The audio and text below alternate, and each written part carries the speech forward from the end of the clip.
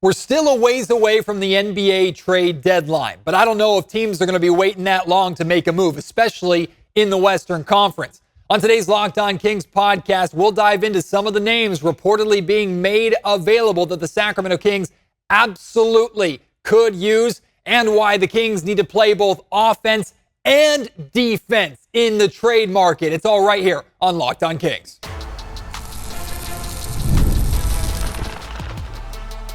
You are Locked On Kings, your daily Sacramento Kings podcast, part of the Locked On Podcast Network, your team every day.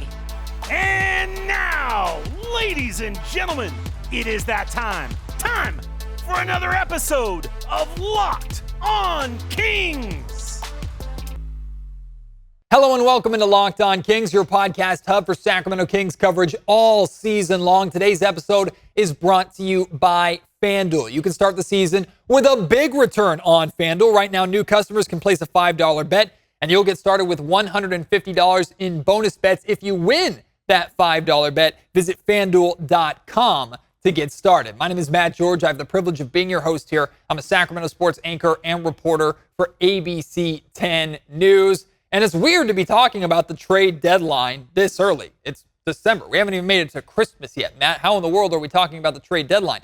Because I don't know if teams are going to be waiting to the deadline in the Western Conference to really start making moves. And it's really important to pay attention to what other teams in the West are doing when looking at this trade market for the Sacramento Kings specifically. Because unlike when we're talking about on the floor, how the Kings need to focus on themselves and focus on what they can control, when it comes to adding talent, addressing the clear issues that this team has, even if they're playing better basketball right now, paying attention to what other teams are doing, what they are interested in, that's going to be a big key that we focus on this podcast today. But why are we talking about it today? That's because Shams from ESPN has been reporting that certain players are being made available. He had a report about the interest raising in teams contacting the Miami Heat, about a potential Jimmy Butler trade. He reported about the Brooklyn Nets making some of their players available. These are two names that you won't be surprised by at all. We've been talking about them for months. Cam Johnson and Dorian Finney-Smith. Now, I would love both of them on the Sacramento Kings. I would love any of them on the Sacramento Kings. I do believe both of them would help the Kings in their own way. I believe from conversations that I've had, just my understanding of the two players, if the Kings had the choice between the two, I don't think it would surprise anybody if I said that choice was Cam Johnson. And I know for a fact there are people in and around this organization that really, really like Cam Johnson, would love the Sacramento Kings to go out and get him and bring him here, and that he could be a pretty big difference maker for the Sacramento Kings. But those names are being floated out as available, that the Nets are listening to offers about, and I imagine that teams have been talking to the Mets, or not the Mets, the Nets about those guys for quite a while. So there's those two. And now teams are also calling the New Orleans Pelicans, who are off to a horrendous start. This season has gone up in flames quickly for them. Not only is Zion hurt again with no foreseeable return in sight, the Pelicans are 5-20. At the bottom of the Western Conference. So they might be talking about blow it up and tank over there, right? Jobs might be on the line there too. But they have some pieces, not in their core, but some rotational or support pieces that a lot of teams have interest in. That includes a name that I've really liked, and we've talked about here on Locked On Kings before, Herb Jones. Someone who directly addresses one of the biggest needs on this Kings team. Length, size, athleticism, defense. You get it all in Herb Jones, and he knows his role. He understands his role. He's a very, very smart basketball player. So these are some of the rumors and the reports that are out there, that names are being floated out there. Names are on the block. Calls are being made. Conversations are being had.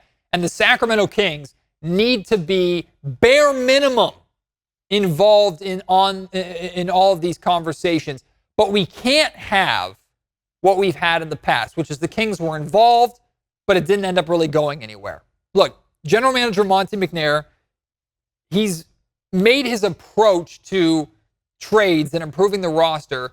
He's been pretty consistent with it, right? He's very patient. He is a patient guy. And when the Kings get to a point where they have to do something, more often than not, Monty has done that, whether it was the Tyrese Halliburton trade to bring Domantas Sabonis over here, DeMar DeRozan addition this offseason, right? For the most part, when there's been pressure on Monty to make a move and make a change, he's delivered in some pretty significant ways. And I think pressure is what's important here, because there is a pressure on the Sacramento Kings to make it back to the playoffs. And that pressure is not just coming from disgruntled fans or media members or anything like that. That pressure is coming from ownership, the boss, Vivek Ranadive. He is the one that has set this precedent of getting back to the playoffs. That is the expectation. And I don't know how serious or how black and white the issue is. I don't know if the Kings failing to make the playoffs this year would result in the loss of jobs. It would make sense if it potentially got there. None of us should be hoping that happens, by the way, because we don't want the Sacramento Kings to fall back into those years and endless cycles of coaches and front offices and turnover and turmoil and chaos, right? Don't want the Kings to go back there. But there could be a chance, too, that the pressure on Monty McNair is also for him to maintain the hold of his job here in Sacramento. So that means he might be able to deliver. And this feels like a time where the Sacramento Kings are at right now, even though there's a ton of time left in this season for the Kings to turn it around. As it stands, they're still in the mix, of course. It's very early on. They could catch fire at the right time. Things are starting to click. Things are starting to get figured out. I know the Kings have dealt with a lot of injury issues and things like that, but it seems like the Kings, as of late, have started to figure some things out and things are starting to mesh. That's great. But even so, this roster has obvious holes, obvious limitations, obvious issues that will be exploited again and again and again over the course of the season. And you're damn sure if you get back to the playoffs, will get exploited tenfold in a playoff scenario. So it feels like Monty is in a position, whether it's because of his job or just the state of this roster or the realities of the Western Conference, the Sacramento Kings have to do something. And the Kings need to have two different approaches to this trade market right now. I won't say trade deadline because we're a long way off from the trade deadline. And I really don't think we're going to make it to the trade deadline before some big moves start happening around the Western Conference and with some of these names, right? If they're available and you can go get them right now and give yourself as much time as possible to incorporate them for a potential playoff run, it makes perfect sense for you to go out and do that. But the Kings need to play offense and defense in the trade market. Offense is self-explanatory, right? Playing offense in the trade market is you're looking for pieces that help your team. You go out and you acquire that piece. Playing offense is having an attack mindset. Okay, we really want Cam Johnson. We're picking up the phone. We're starting to negotiate. We're going to get this guy because we want him here on our team. We need length. We need size. We need athleticism. We have these holes. We need someone to address our defensive issue, but also fit in on the offensive side of the ball. We need two-way players. Guys that are going to fit in with this core that ultimately is not going to be touched unless you're going for a big swing deal, which I really don't think the Sacramento Kings are looking for at this time. I think the core is staying the same. I think the main five guys, your starting five, are staying the same. What you are looking for is rotational, role-playing help to come in, bolster you defensively, make you stronger, make you longer, make you more athletic, make you better on the defensive end, but can also hold their own on offense. That's what the Sacramento Kings are looking for. So playing offense in the trade market is finding those guys that you're interested in and going out and getting them. But the Kings also have to play defense in the trade market too. And this is why what the other teams in the West are doing is so important. Because according to reports, the Golden State Warriors are a team that's very interested in a lot of these players that I laid out there. In fact, the Warriors were brought up in Shams' report about those Brooklyn Nets players being made available. The Warriors were involved in that tweet by Shams. Shams doesn't put that out there unless they're not the front runner or they're not seriously pursuing one or both of those guys. And it makes a lot of sense. The Warriors have a window. Steph Curry is only going to be what we know Steph Curry to be for so much longer. Plus, the Warriors got off to an incredible start. They've hit a wall, and they're kind of tumbling a little bit right now. They know that they need help. You know who the Golden State Warriors are? They're direct competition for the Sacramento Kings as to where the Kings are trying to get. And on top of that, the Sacramento Kings still have to play the Warriors 4 times. This is not the San Antonio Spurs who've already played 3 times looking to bolster their team. Although you are directly competing with the San Antonio Spurs in a potential play-in scenario at this point in time. You don't want to sit on your hands and not make a move and not bolster and improve your roster while watching other teams that are directly competing with you go out and get players that you can use that make them better. Think back to last year's trade deadline.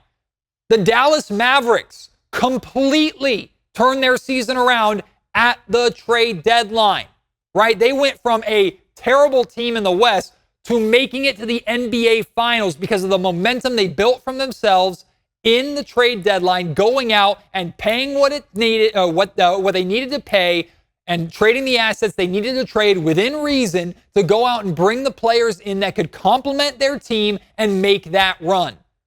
They weren't complacent. They made moves, and it worked out for them. Then you had the Phoenix Suns last year. I know the Phoenix Suns didn't make that much noise. A lot of it was injury related, but the Phoenix Suns went out and addressed needs, holes in their roster, by taking pieces that the Sacramento Kings absolutely could have used. The Kings cannot afford, and I mean cannot afford, to just stick with what they got or make minor fringe moves and watch Dorian Finney-Smith and Cam Johnson go to Golden State and to watch the San Antonio Spurs or any team in the Western Conference, the Minnesota Timberwolves, who are trying to figure themselves out and get back going and revive their season. The Minnesota Timberwolves go out and get one of these guys. Herb Jones go to a team that the Sacramento Kings will have to potentially face in a Western Conference playoff race. Herb Jones was one of the reasons why the Kings lost to the Pelicans 6 times last season. So it's not just the Kings need to go out and get these pieces that will improve them and address their needs and fill some of their holes that they clearly have. It's also making sure that those teams that you're fighting with and racing don't go and get those players and use them against you.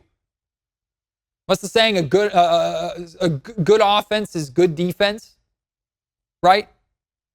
You need to be able to address your needs while also keeping your opponents in check. Now, if these guys go to the Eastern Conference, you live with it because you're not seeing them unless you face them in the NBA Finals or once or twice a year in the regular season, right?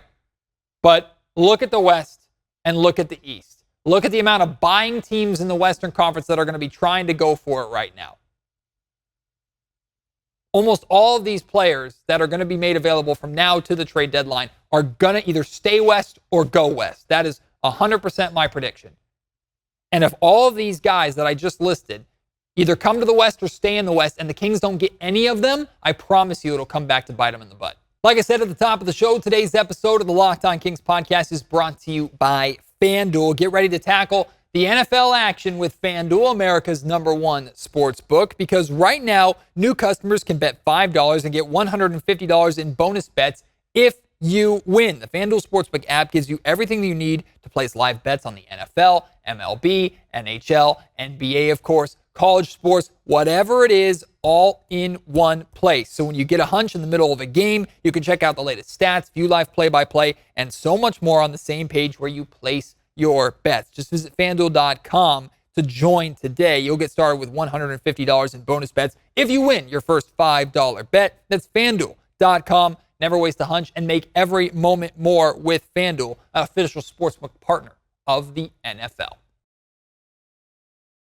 This afternoon, I attended practice for the Sacramento Kings at their practice facility, and some players are calling it another mini training camp. Why? Well, because the Kings only play one game this week. That's against the New Orleans Pelicans on Thursday. Other than that, they don't play again until the following Monday in Sacramento against the Denver Nuggets. I think the Kings only play 2 games over a 10-day stretch, right? That is a big break. And the Kings are not going to take that time like it's an all-star break and go on vacation. They're getting to work. They're getting back to work. And I popped into the practice facility for media availability today, spoke with Mike Brown, Domantas Sabonis, and Keegan Murray. You're going to hear from all three of them here in just a little bit. But in talking to the players and from what we could gather in the limited time that we were there at practice today, the Kings are re-emphasizing a lot of what they really focused on during training camp coming into the year. Now, that doesn't mean that they're not adding on new things now that they've got the context of 20-some-odd games and anything like that. They're adding things on. They're also simplifying things in many ways. But how the Kings approached the season and what they wanted to do in training camp, that shouldn't have and clearly hasn't changed now at this point in the season. So the Kings have the time to kind of go back to the drawing board a little bit, re-emphasize areas of focus like closeouts and proper closeouts with three-point defense and their five-out offense and getting out in transition and crashing the offensive glass, right? This is all stuff that the Kings are re-emphasizing and using this practice time to address. They now have the context of the season to this point to add on to things, incorporate some new things in. I think it's good that Sacramento has this time, while, of course, we would all prefer them to be playing in the NBA Cup in-season tournament right now still in a qualifying game like they were last year. Unfortunately, that's not the case. But Keegan Murray, I'm not going to play this clip for you, but I think Keegan Murray had a really good line from practice today. Essentially, he said, like, it's a good thing as long as we make the most of it or take advantage of it or use it properly, right? The Kings have this time. Would they rather be playing? Sure. Is it a big gap that could potentially kill the momentum that they built for themselves? Maybe. But they have this time. It's available to them. Hopefully they use it to their advantage, address some things, and look sharper on Thursday against New Orleans and then the following Monday against the Denver Nuggets. We got to speak with Mike Brown, and of course Mike Brown's always fun to talk to. And Mike shared with us the amount of work that he and his coaching staff are putting in. I think this bite is really, really important because he talks about the accountability that he takes, right? And you'll hear him lay out some of his mistakes and things that he's done and things that he needs to do better, but how hard he is working to get this Kings team to where they're supposed to be. Take a listen. Defensively, offensively, we're doing better in a lot of areas now than what we were before, but I'm not just putting it on the guys. Also with me, there's a comfort level and an understanding of what I need to do to be able to help these guys on both ends of the floor. But having said that, we're still making mistakes as a staff, and I got to work my tail off to make sure that I keep trying to put them in the best position possible. This year, I've stayed here later this year after games than I have combined years 1 and 2, because I got to make sure that obviously work breeds confidence. If I'm saying that, I got to do what I believe in, and so I have to make sure I'm busting my ass to make sure I'm on point and helping these guys. And I said it in the preseason. I didn't. I kind of threw them out there and let them figure it out. Early in the season, I played DeMar in 3 stints, and every time the second stint came around and he was balling, I kept him on the floor, and then I punched myself in the gut afterwards because I looked at the stat sheet and he was up to 43 minutes in a regular game. So I needed to make adjustments, not just rotation-wise, defensively and offensively, and it still needs to happen, but there's a better feel starting with me, which means it's going to translate to the players being more comfortable out there too. But that doesn't excuse them from doing their job every single night for 48 minutes. There are always answers, or better answers, and I know for me, I need quiet and be by myself, and there's no better place than to do that after a game here. And again, I am a firm believer that the work breeds confidence. And I keep telling that to our guys. I tell it to you guys. I tell that to a lot of people. And so I have to make sure that whenever I say something, I'm doing it too. Because as a leader, I can't just point the finger, or run away from my responsibilities of me not doing the right thing. For instance, we played in San Antonio, And it was at the end of a quarter. I can't remember if it was at the end of the second quarter, in the third quarter, not the end of the fourth quarter. But the ball gets knocked out of bounds, and we had the ball gets knocked out of bounds, and starting with myself, we're yelling at the referees about, it's our ball. And then it snapped in me, but it snapped too late. I can't worry about the frickin' referees. I should have gotten DeMar off the floor with a defensive substitution. And that moment passed, and I'm like, God, dog it. And again, it starts with me. But I turned and told all my coaches, guys, we got 15 coaches here, and every one of us are freaking yelling, hey, it's our ball, it's our ball. Kick DeMar off the floor. There's 8 seconds to go. All it is going to be a defensive possession for us. Get him off the floor, A, so he can get his rest early, and B, so they don't put him in an action to where possibly he picks up a foul. Simple as that. So a lot of things that I see that I can do better, that we could do better as a staff, starting with me. But the players have to do their job as well. Today's episode of the Locked On Kings podcast is also brought to you by Mint Mobile. With big wireless providers, what you see is never what you get. Somewhere in between the store and your first month's bill, the price you thought you were paying magically skyrockets. With Mint Mobile, you'll never have to worry about gotchas ever again. When Mint Mobile says $15 a month when you purchase a 3-month plan, they mean it. Say bye-bye to your overpriced wireless plans, jaw-dropping monthly bills, and unexpected overages. Mint Mobile is here to rescue you with premium wireless bills starting at $15 a month. All plans come with high-speed data and unlimited talk and text delivered on the nation's largest 5G network. You can use your own phone with Mint Mobile and bring your phone number along with all of your existing contacts. Ditch overpriced wireless with Mint Mobile's deal and get 3 months of premium wireless service for $15 a month. To get this new customer offer and your new 3-month premium wireless plan for just $15 a month, go to mintmobile.com/lockedonnba. That's mintmobile.com/lockedonnba. Cut your wireless bill to just $15 a month at mintmobile.com/lockedonnba.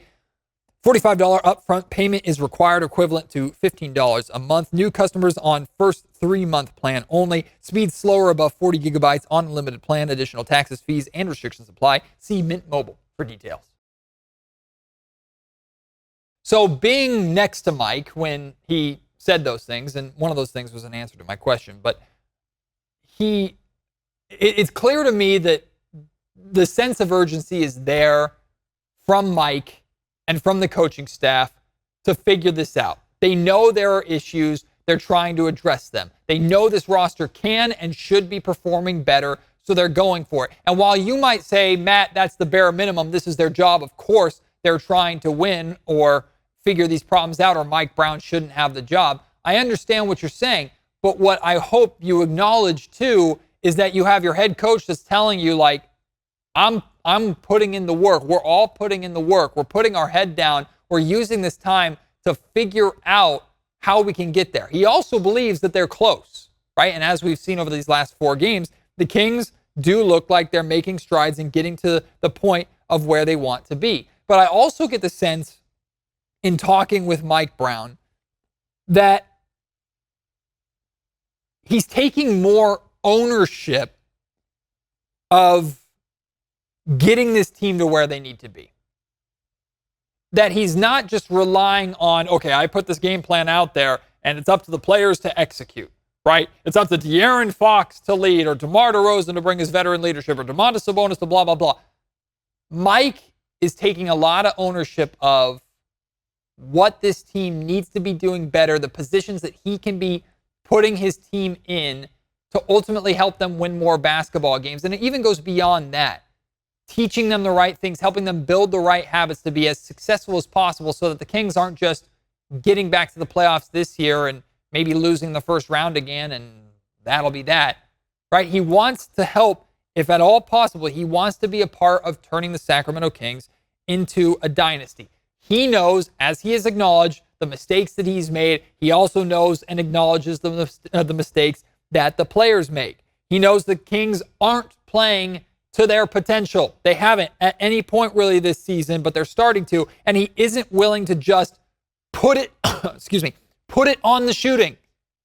Mike has talked a lot about, like, going into the last game against the Utah Jazz. I know the Kings shot the you-know-what out of the ball in that game, and it was really, really fun. But going into that game, he made sure to emphasize with the media, like, this is not all on shooting. And we cannot just say we're winning or losing games based off of if we're knocking down the three-point shot. He says that's a weak mindset. That's a losing mentality that he, the team, and the organization need to be rid of.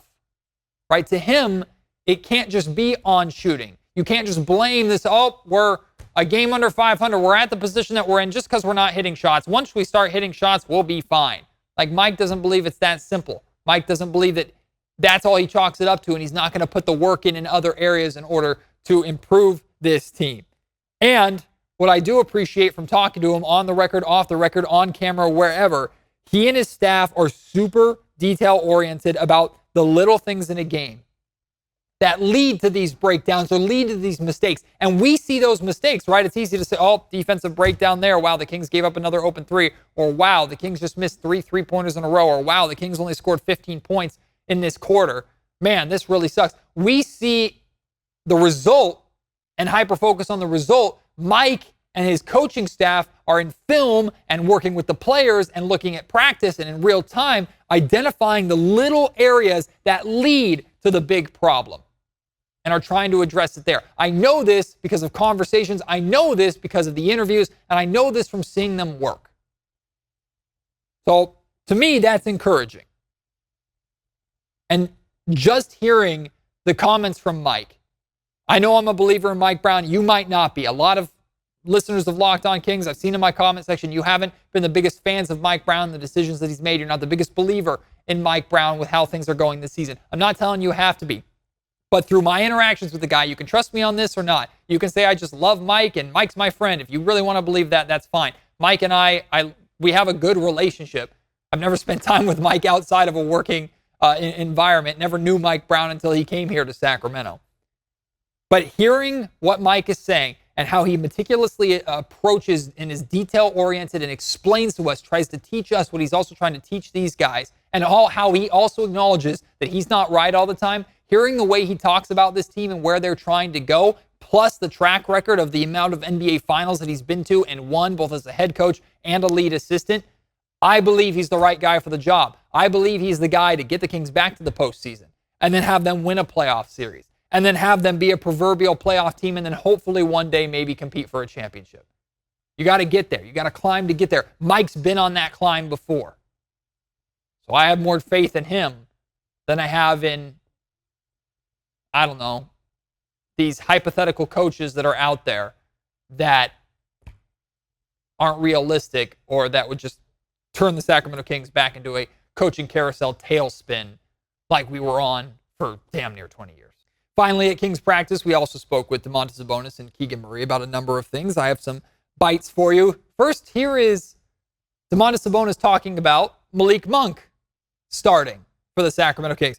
And let's see if what Sabonis says here has any kind of reaction for you, the same way it had for us when we initially heard it. It's about time, and I'm happy, and he's thriving, He's a great leader. He's showing it that the vibes are great, everyone's happy, and the ball's moving, and I feel like it's contagious, and it starts with him. Including pick and roll, the little two-man game you guys have? have? Yeah, because if they tag me, he's kicking it out, other guys are getting involved, it's just a whole domino effect. Yeah, it was about time with Malik in the lineup. Is that more so because how bad he wanted it and how much he would talk about it? He wanted it? No, he's never talked about it. He comes in, does his work, but people see the work he puts in. He comes in, he brings good energy. The ball's contagious, so it's a good feeling. It's about time. That's what Sabonis said there. It's about time that Malik Monk is starting. Now, while I completely agree with what Domantas Sabonis said, it is about time that Malik finally got to this starting spot here in Sacramento. I'm sure many of you agree with what he said. I think some people are going to perceive that as maybe a jab at Mike Brown. Not that Sabonis is calling out Mike directly, but when you're saying it's about time this move happened, and you have the head coach that's responsible for this move, and the move wasn't happening because the head coach thought that Malik was better off of the bench and not in the starting lineup, of course, we're naturally going to connect the dot between Sabonis' comments and Mike Brown's decision. Of course, there is an element to that. Now, Domas is not calling out Mike Brown. Domas, just like this entire roster, trusts the decisions that Mike Brown makes. But to me, I also think And he goes on to talk about a little more in that clip. I also think that it's about time also has to do with kind of the offensive reawakening since Malik Monk has come into the starting lineup. And I promise you, Domantas Sabonis loves playing with Malik Monk. The two-man game that Malik Monk has with Domas is extreme. In fact, I think Will Z from Sports Illustrated wrote an article about this. And if you aren't familiar with Will Z and Will Z stats on social media, go and check him out. I need to have him back on the show here in the near future. He talks about how the Kings have three of the best pick and roll players in the league now all in their starting lineup. De'Aaron Fox, DeMar DeRozan, and Malik Monk. Well, guess who all three of them play their pick and roll with? Domantas Sabonis. And all three of them do different things with the pick and roll. Fox attacks the basket, tries to get to the rim. DeMar DeRozan gets to that mid-range jumper. Malik Monk kind of does a bit of everything, but loves to throw lobs to his big men. Not that we see Domantas Sabonis catching a lot of lobs, but Domas really likes playing in that two-man game environment with Malik, and Malik's playmaking ability and just the energy that he brings and the three-level scorer that he's turning out to be has clearly opened up and blossomed in some better offense for the Sacramento Kings. So I think that's where a lot of the it's about time comes from, in addition to Malik finally being in that starting lineup. Here is Keegan Murray and Domantas Sabonis talking about the Kings playing the Pelicans on Thursday. The New Orleans Pelicans, who, of course, beat the Kings 6 times last season. Both these guys talk about how, not that they're looking for revenge necessarily, but how much they want to win this game. You're playing the Pelicans on Thursday. Last year, you guys were 0-6 against that team. Is there any sort of I want to get back at that team type of mentality with the team at all? I mean, of course. If you go 0-6 against a team this season, it's tough. But we want to go in there, we want to win. That's our goal right now. They have a little bit of a different roster, and guys out, so we just want to go in and continue to play like we've been playing. I think we'll find success. I don't think we've circled, but we definitely can't lose. I mean, that's all I got to say. I love Sabonis there at the end. He speaks his mind. He's just like us. He's like, basically, we can't lose. We better not lose. I love that. I love that from Domas. He's absolutely right, especially with a Pelicans team that's 5-20, which, by the way, I don't know about you. This might just be the wounded Kings or Kangs syndrome. I'm terrified by that. Is anybody not terrified by the 5-20 New Orleans Pelicans? You'd think it would be the opposite, but because of the Kings/Kangs and the fact that, 1, the Kings had so many issues with this Kings team or with this Pelicans team last season. 2, the Sacramento Kings are notorious for dropping games against really bad teams. And 3, the Pelicans are probably looking at the Sacramento Kings as a chance for them to get right and kind of get at least one step back in the win column and revive their season a little bit. You don't mean to tell me that this game isn't a little bit scary? Not that it's a trap game or anything like that, but the Sacramento Kings have all this momentum. They're 3-1 of their last 4 games. They're playing really well. Suddenly they have this gap of 3 days off. Then they go to New Orleans, where they were eliminated last year in the final game of the play-in tournament. And they play a Pelicans team that's still very dangerous. I know they're wounded and they're beat up right now and they're playing like crap, but they still have weapons that the Kings absolutely should be afraid of. And, yeah, their length that the Kings were bothered by so much last season, that really hasn't gone anywhere. So the Kings need to still be concerned about this Pelicans team. If I were the Kings, I would approach this like the Kings and Pelicans were neck and neck, just like they were last year. And hopefully the Kings can get a victory in this game. All right, now I would love to hear your thoughts on what I talked about at the first segment, the Kings' approach to the trade market. How soon would you like the Kings to go out and make a move? Any of these names that I listed, you really want the Kings to go out and get? Other names that are potentially out there you want the Kings to target? Share them with me. @MattGeorgeSack on Twitter. Hit me up on my email, mattgeorgesports@gmail.com. Or if you're watching on YouTube, of course, join the conversation in the YouTube comment section down below. You can also chat with me about Mike Brown, his comments, the comments of Domas and Keegan Murray, whatever. Let's talk about it. Let's chat about it and get through these this mini training camp or random kind of slow week together. But as much as we want Kings basketball on more, I'm sure these players are appreciating a little bit of time to rest and chill out a little bit. But I appreciate your support. We'll get through this time together until the next Kings game. Appreciate you. We'll have you on the next episode of Locked On Kings very, very soon. My name is Matt George. You've been listening to the Locked On Kings podcast, part of the Locked On Podcast Network.